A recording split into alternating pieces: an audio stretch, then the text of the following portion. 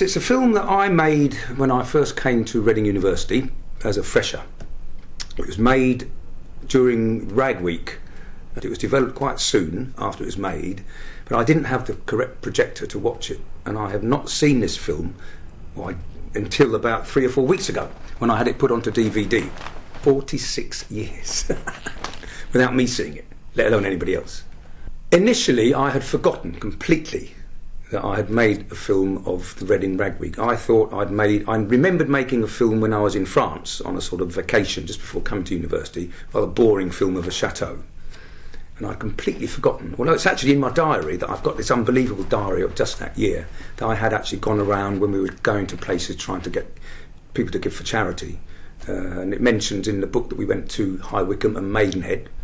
And I think one of the things on the show was actually getting on the Rag bus and going to somewhere like Maidenhead, all with our guitars and paper hats and stuff like that, you know. And it's really good. I mean, students in those days, as I'm sure they still are, were genuinely willing to go out and do stuff for nothing, for children, you know. It's a bit of a laugh, but it was also something we genuinely did.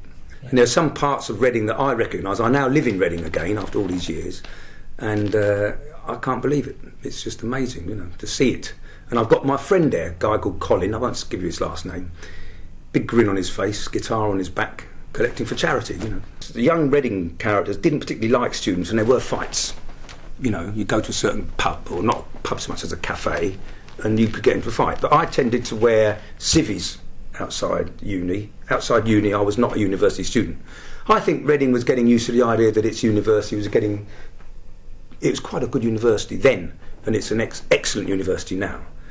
And believe it or not, some of the buildings that I remember are still there on the White Knights campus. They've got the green copper roofs and the beigey reddish brick. I don't recall any real trouble other than young people fighting young people. And I certainly never got involved in it, you know.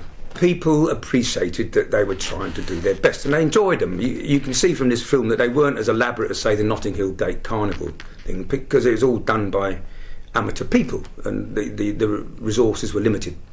So lots of bits of cardboard and paper and tinsel. But the spirit was there.